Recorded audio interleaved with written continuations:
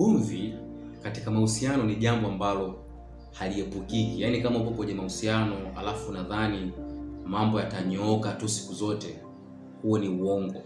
Lazima muweze kukinzana, mgombane, muweze kurudiana, alafu baada ya hapo ile bond inaweza kuimarika na mnaweza mkapendana zaidi, upendo unakuwa unaongezeka.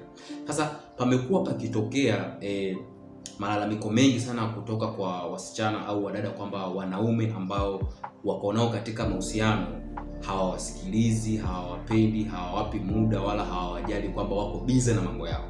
Nataka nikupe deep facts za kwa nini jambo hili linatokea, sababu za kisayansi na za kibiolojia kwa nini jambo hili linatokea. Siko hapa kwa ajili ya kujenga upande fulani ili nibomoe upande fulani, hapana. Niko hapa kwa ajili ya kutoa ujumbe huu kusudi tofauti zetu ziweze kuisha. Iko hivi, mwanadamu yote ameundwa na sehemu zinaitwa brain centers katika akili yake. Sasa brain centers za mwanaume na mwanamke zinatofautiana kiidadi, yani kinamba. Mwanaume ana brain centers 2, lakini mwanamke ana brain centers 7. Mwanamke uwezo wake huu wa kuweza kuwa na brain centers 7 unampa uwezo mkubwa wa kuweza kufanya mambo mengi kwa wakati mmoja, lakini pia kuweza kuchakata taarifa nyingi kwa wakati mmoja. Ndio maana kwa mwanamke, yeye unaweza kumkuta anapika huku anafua lakini bado asiunguze chakula. Unaweza kumkuta mwanamke anaangalia tamthilia huku bado anaongea na simu lakini bado asivuruge mazungumzo.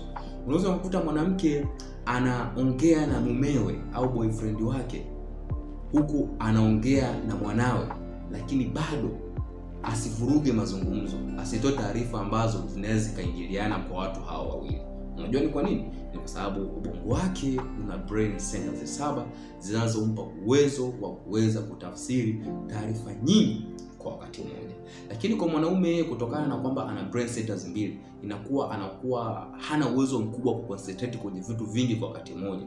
Ndio maana ukimkuta anafanya kazi, ataweka nguvu nyingi na concentration kubwa katika kazi anayoifanya mpaka aimalize kwanza, au mpaka apate mapumziko ndipo aweze kuconcentrate kwenye jambo lingine. Kwa sababu gani? Ni kwa sababu ubongo wake una brain centers 2 zinazomnyima uwezo mkubwa wa kufanya vitu viwili au vitu zaidi ya viwili kwa wakati mmoja. Ndio maana wanaume wengi hawawezi kufanya vitu viwili kwa wakati mmoja, hawawezi kushikilia vitu viwili kwa wakati mmoja.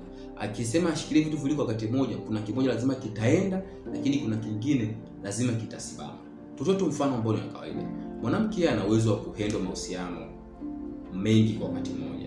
Anaweza akawa na mwanaume huyu, anaweza akawa na mwanaume huyu, lakini wote akaweka kwenye mstari. Na hakuna kitu ambacho kisiharibike na hata usigundue wala hata kujua. Ni kwa nini?